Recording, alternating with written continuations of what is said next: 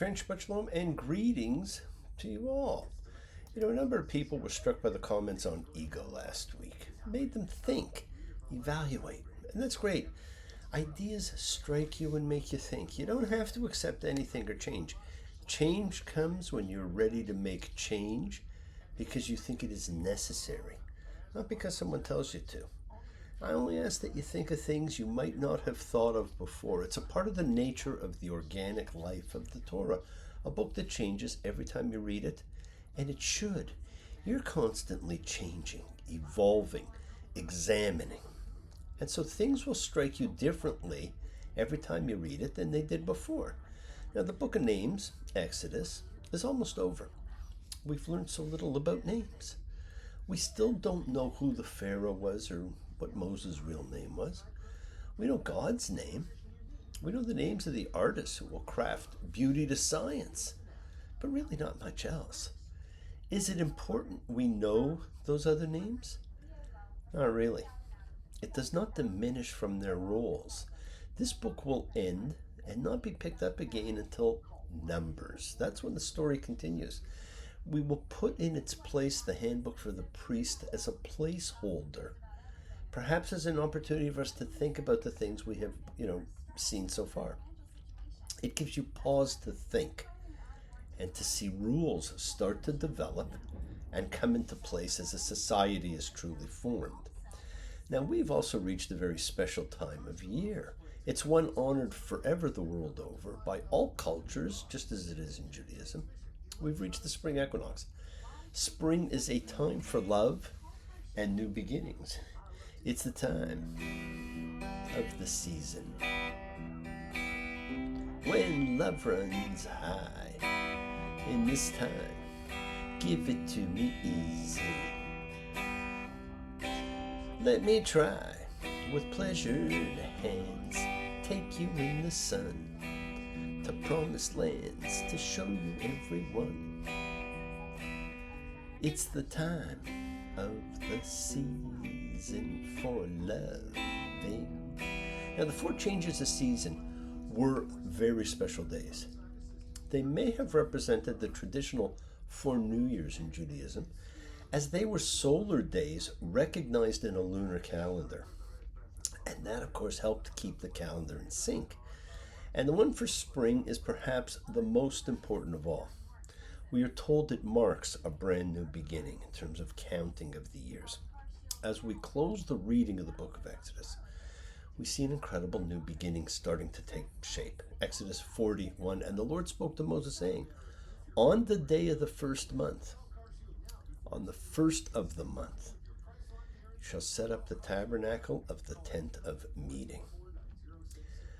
Approximately 3,500 years ago, on this first day of the year, the tabernacle was set up, the nexus of heaven and earth, the abode where God would meet with man. And while it disappeared from biblical lore, as did the entire Second Temple, we still, after all these years, carry it in our hearts, because that is the true abode of God. And this coming first month of the year marks Passover. And I know it's confusing because, most people think of Rosh Hashanah in the fall as being the first month of the year. And of course, Passover marked the most important holy day in the Bible, the great festival of freedom. It's not just a month away. I'll be posting a Passover special before the holiday, and we'll talk about it as we get closer. Now, the spring equinox marked a very important day. It's New Year's for the Persians, Nowruz, marked a change in seasons. And there are 4 changes in seasons, and at one point, there were prayers and rituals for each of them. Man has observed and celebrated the turning points of the solar seasons for thousands of years. Our ancient brethren the world over carved a circle with 2 lines, cutting the circle in 4 to mark the solstices and equinoxes on stone markers. Those are the earliest depictions of calendars. We still remember them as the first days of spring, summer, winter, fall. And these were honored solar days in a lunar calendar, and they're clearly named in the Talmud. Tekufah Nisan, the spring equinox, when the sun enters Aries. Tekufah Tammuz, the summer solstice, when the sun enters Cancer. Tekufah Tishrei, the autumn equinox when the sun enters Libra, and Tekufa, Tevet, the winter solstice when the sun enters Capricorn. Tekufa means turn or cycle. They were considered very powerful days. Two of them, the equinoxes, still highlight the holiest days in the year and are specifically referred to in the Torah. Now, we celebrated these power days with blessings for the changing seasons and kavanot, the prayerful intentions for crossing from one time to another. They're not new. They're based on very old traditions, and each of the four seasons represents changes in time corresponding to meanings in life. The summer solstice represented loss and abundance. The autumn equinox, the link between earth and heaven.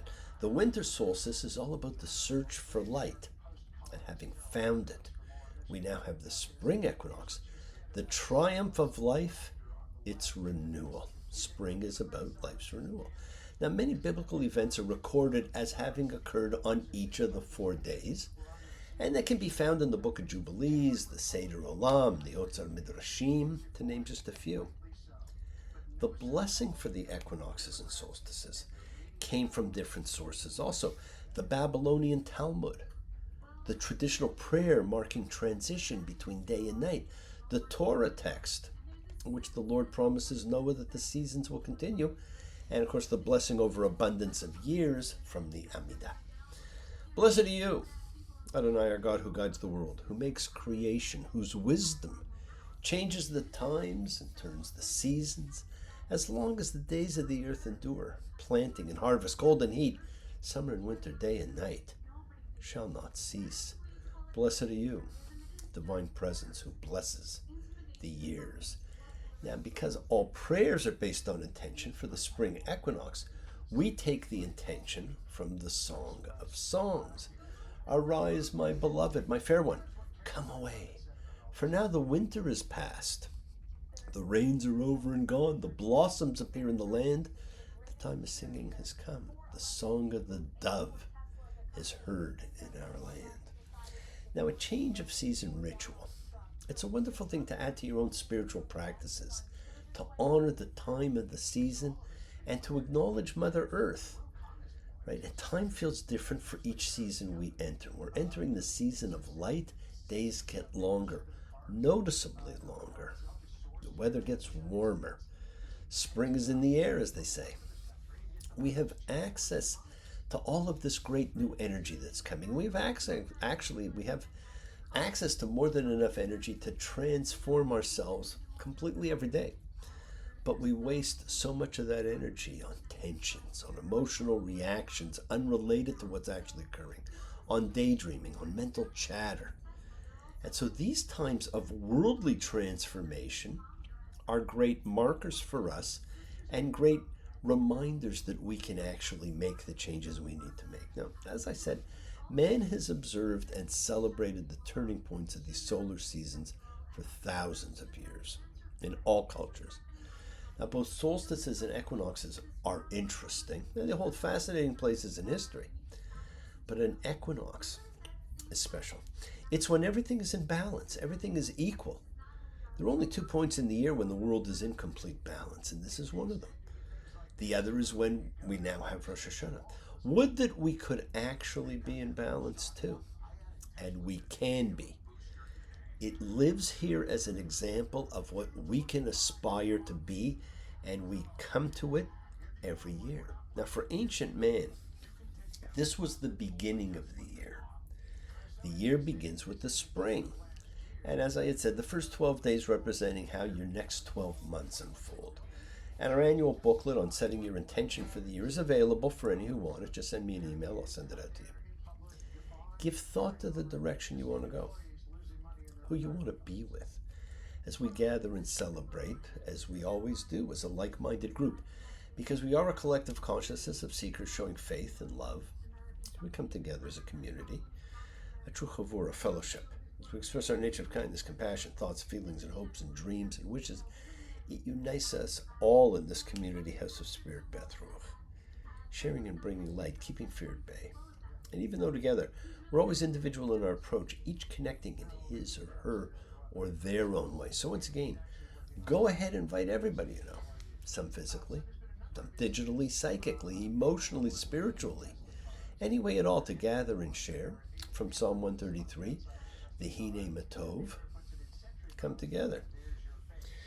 Hine Matov, Umanai, Shevet Achim Gam Yahad. Hine Matov, Umanai, Shevet Achim Gam Yahad. How good and how pleasant it is for brothers and sisters together. Community. Community. Community. Together. Because we are a giant community. We support each other in this community. Let's all spread love, goodwill, and fellowship to the world. Remember, friends, this is you setting aside a little bit of sacred time in your own sacred space to honor and converse with whoever, whatever you happen to believe in, because we all believe in something. It's part of your kavanah. Your intention that you put out to the universe, it's your goodwill. Goodwill and intention are the roots of what you can control, of what you can correct. It is your intention that sets in motion everything that occurs in your lives, my friends. It's goodwill, energy, light that we send to help heal whoever you know that needs it. Healing renewal is for everyone. It just floats through space, finding those in need. So send it out. For those you know, for the souls and spirits of everyone you love. So think of whoever that needs healing and renewal and love, or just plain goodwill. Focus on them. Call their names. It's not just for people. It's for our pets. It's for the earth. It is the healing of the world, the tikkun olam. It's part of our spiritual genetic makeup. And a part of that healing of the world is when we send thoughts and energy for health and renewal and goodwill for everyone. They do not have to be sick. It's for those in our hearts and our minds. So let's all send energy out for the people in need everywhere. Special thoughts and prayers always for those in need of assistance. We pray for those who need prayer. We don't have to know them because we want health, recovery, good life for everyone around us. And please let us continue to send healing energy for the hostages still held after all this time, still in prison, still languishing in that pit of despair that the monsters don't let them out of. Let's demand they all be free. And of course, for those closer to us, for Bob, Patty, for Alan, Charles, for Bill and Miriam, for Carson, for the great muse, Callie, for Amin and Gabby, for Trevor, Jessica, for Chris, Snoopy, the builder, the elf, for Dave and Sabrina, for Marie and Paul, for Pam and Marlu, Lucy, Shelley, Winston, Ainura, for Alana, always ready to celebrate her freedom, for Fern and Johnny, Kathleen, Mina, Carla, for dear John and Maria, for Gloria, for Doria, for Connie, for poor Ronnie, for Tally and Mayim, for Nina and Danny, for all those who are suffering and in need. Let's not forget to include all the familiars of our lives, all of our sacred animal friends everywhere, for everyone you know in need, for the whole world, for the dear bee. We pray for all who need prayer. Friends, it is the kindness, the healing wishes, goodwill, and love we all send out. It just circles the world, finding those in need. So thank you, each of you, for all you do, for all you care, because the world is a world of spirit.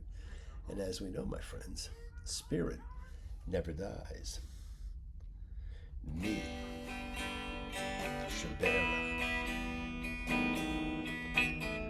Avotenu. Makor HaBracha. Limotenu. May the source of strength bless the ones before us. Help us find the courage. Make our lives a blessing. The renewal of body. The renewal of spirit. Let us say, Amen. Mishaberach. Let us all have our spirits renewed, because this is the great prayer for healing, which we call upon God to heal as He has healed before. Mishaberach, may He who blessed, because all healing is a blessing. Let's all send and receive healing and renewal energy in our efforts to love, to share, to care to grow, because renewal is for everyone. Now this week we read Vayakhel, and he assembled. It includes, among other things, further regulations for Sabbath and the detailed creation of the tabernacle, the ark, the great lamp, the altars. We were told of these things a few weeks ago. But what we get now is the actual construction of these, along with the priestly vestments and the other random accoutrements of spiritual worship and practice. Many of these have taken on the trappings of ego. It is the transitory aspect of the soul, and I know you all prefer to connect to soul. But it's worth reading about the actual construction. It goes on for a bit. It fills in some of the details of what we heard about a few weeks ago. But the Parsha begins with the emphasis on Sabbath. Then it moves on to the fashioning and manufacturing of the temple accoutrements, and when all is ready, we have the guidance and protection of the cloud and glory of God, and the people can begin the 11-day journey to their new land that's going to end up taking them 40 years. Now, without realizing it, you've actually witnessed the 4 elements of creation needed to bring any project to fruition. But this time, not done all by self. For anything to succeed in life, my friends, we need to tap into and inculcate within us these 4 elements of creation: fire, water, air, earth. The fire is the creative spark where an idea comes from. The water is our emotional connection. If we don't feel it, we can't succeed. The air is our intellectual working out of the details, the science that balances the art, and the earth is the action, the motion that brings the pieces together and gives the project its final form. Here all of God, Moses, the people, and the chosen artists combine to provide the 4. Think back to everything you sought to accomplish. Those you succeeded at had all. Those that did not, did not. Just think of the ones that came to fruition. Like I say, the ones that came to fruition had all. The ones that didn't have all. Could have been just one was missing. But as you read, keep noticing how often things like the Sabbath comes up over and over again throughout the Torah. It holds a special place, and more time is given to it of the 10 laws than any other. Now, when the 10 things, as the 10 commandments were known, were uttered, there was nothing about fire mentioned regarding the Sabbath. And here, it's immediately told, for the Sabbath, it's restricted. But the restriction is only fire in your home. Well, what about other places? Well, you know what? Those kinds of questions have created a multi-thousand-year cottage industry of explanation and interpretation. Would that there were more. That crosses all religious lines. There were rules about adding and subtracting, but his interpretation the same. Here we see something's been added that wasn't there before. Now, it should not stop. In many ways, there were 2 huge periods of enlightenment and enlightened debate and interpretation for the Torah. The period of the Talmud, which went for several hundred years to the Second Temple days, and then, of course, the medieval ages and the great writings of Maimonides. But since then, there's been less. And unfortunately, the interpreters were given cult-like status themselves, ego, which ground further examination to a halt. Now, Maimonides is perhaps the last of the great interpreters, but he was fulfilling the law, interpreting as times change, as laws change, as customs and cultures change. And the Talmud reinforces this. We can look to the past, but we must think about the present. We are told to be fluid and rely on learned individuals, judges, scholars, to keep things fresh in every generation when needed.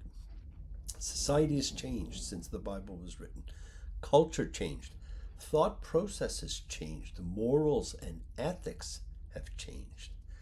Cartoons we thought were funny and innocent turn out to be bastions of degradation and negativity. We must be prepared to make changes. A tree survives hundreds of years because it is supple and allows the earth and wind to caress without uprooting. If it were rigid, it would not stand. But there is rigidity within all religion.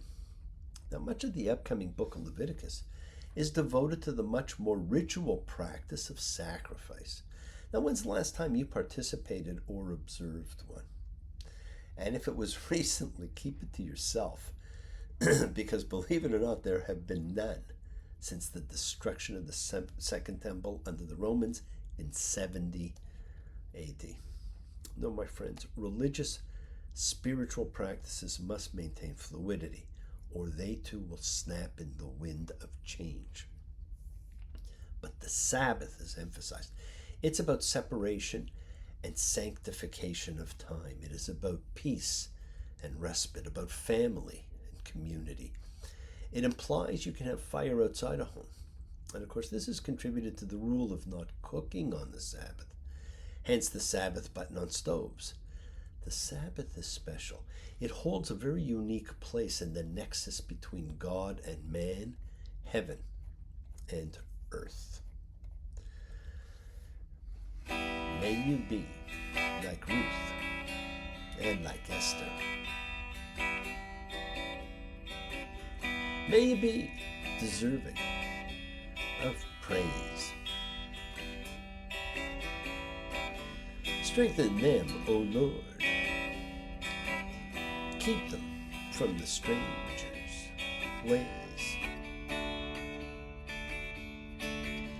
May God bless you and grant you long lives. May the Lord fulfill our Sabbath prayer for you. May God make you good mothers and wives.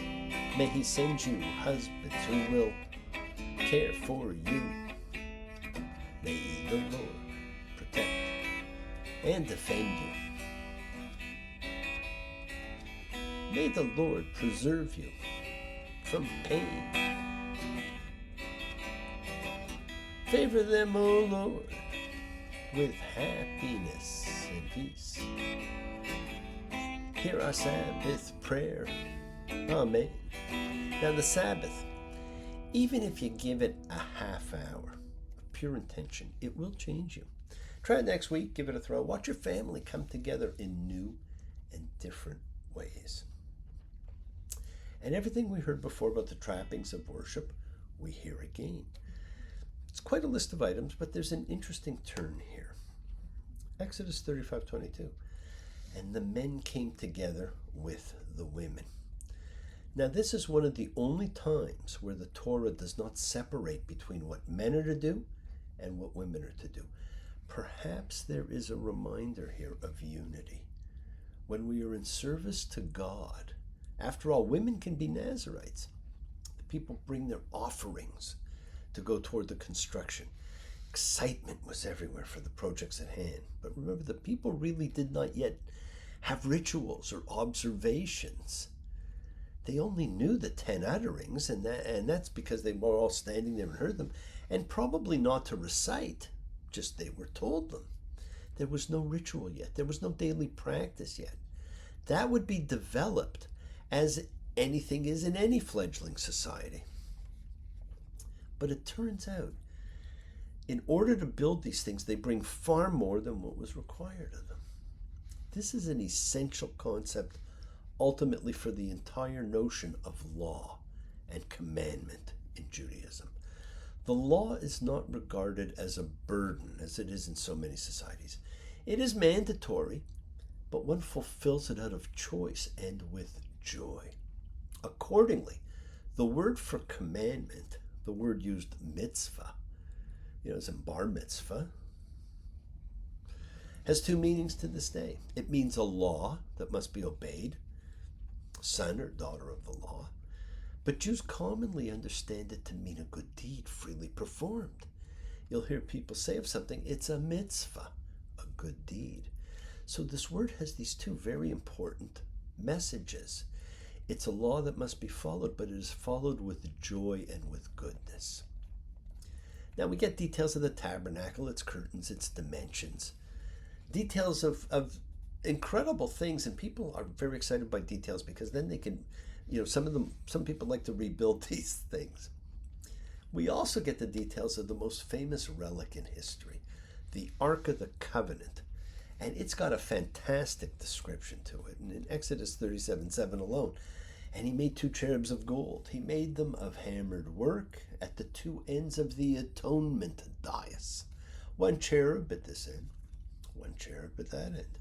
He made the cherubs from the atonement dais at its 2 sides, and the 2 cherubs were spreading wings above, covering over the atonement dais with their wings, and their faces each toward its brother. The cherubs' faces were toward the atonement dais. The winged cherubim at either end of the ark.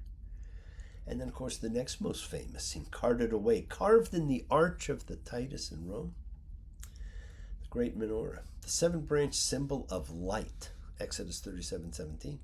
And he made the menorah of pure gold. He made the menorah of hammered work, its shaft and its branch, its cups, its ornaments, and its flowers were part of it.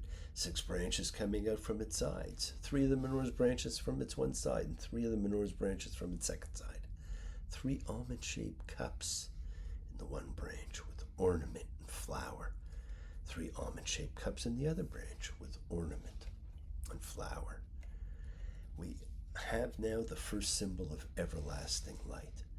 The great tool that allows us to face fear and see it fade away. For where there is light, there is no fear. It serves as a reminder that God, the great Father, is with us and lights our way at all times, day or night. We never need fear. Father of night, Father of day, Father who takes the darkness away, Father who teaches the bird to fly, builder of rainbows up in the sky, Father of loneliness and pain, Father of love, Father of rain. Now the balance of the reading details the making of the great objects which will be used in worship and in the development of a religion and a means of treating all other life on earth. Though we may have drifted from the original intent, but we can always get back on the right path. Even when we fall off the path and veer direction for a while, we can go back. When we try and desire, we succeed. Yes, my friends, the world is sacred, so is everything in it. Express your gratitude, light a candle, make a wish, celebrate your life and the lives of those you love, share your feelings with them. Live free, be free, honor your freedom, be well, be happy, be blessed. Share and honor the light, and all who live in the light and continue to shine, continue to send everybody you know goodwill and love. Pray for peace and freedom for everyone, and end to terror and hatred. Remember, friends, we're a community. We learn together, we celebrate with each other, we love each other. We share this ride together, men and women equally. So let's all send out love, not fear. Send out peace, harmony, goodwill, and healing to all who need it. Please do learn to forgive, learn to love, including yourself. Open your hearts, honor the relationships of your life. Tell those you love that you love them. Examine your intentions. Use them to imprint your will on the universe. We set in motion all that happens in our lives. It's our intention, our Kavanaugh, our cause, our effect. Everything's linked. You always have time to forgive and be forgiven. You have the knowledge of what's good and bad. So acknowledge what you have done wrong to yourself, to God, and to any person you've wronged. Ask forgiveness, but always do so with sincerity, accountability, vulnerability. Forgive those who have hurt you as you learn to be forgiving and compassionate, because the secret of forgiveness, compassion, and peace is in acceptance. Can you accept yourself, other people in the world just as they are? Can you accept life as it is without trying to control it? If you do, you can experience the peace that acceptance brings. So keep on dreaming, my friends. Keep on being, keep sharing, keep shining, keep teaching. Keep spreading joy and goodwill. Do not follow fear. Follow love. It's always in front of you. Work to be present in the body. Expand your heart, quiet your mind, because the deepest source of real power lies in consciousness, your ability to be mindful, to be aware, to be present in all of life's circumstances. Love with the heart. It's all part of a greater whole. Embrace love, not fear, forgiveness, not anger. Be there for someone, because someone is always there for you, whether you know it or not. Continue to explore faith and belief. Do not accept shame as a natural state. Whatever you feel, others have felt. Whatever you've experienced, others have too. We share together, we learn together, we help each other. because we're each of us trying to find love and acceptance and support. We all have or could have that special someone in our lives, so find them, tell them what they mean. You're never alone on your journey. Listen to the voice of God as he, she, it, them, they talks to you. And remember, your connection to God and all he has created in body and in soul, it's a part of you. It's a part of me. It's a part of him. It's a part of her. It's a part of all of us forever. Listen to the voice. God is always talking to you and just you. He loves you. Now, this blending of beauty and science, art and law, the trappings of worship, the creation of ritual, it gives us great command of our world. And isn't that what we're always looking for? Command of our own worlds. We are the world. We are the children.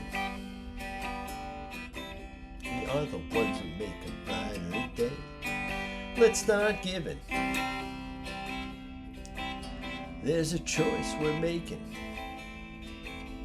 We're saving our own lives. It's true, we'll make a better day. Just you and me. Now we do make a better world, my friends.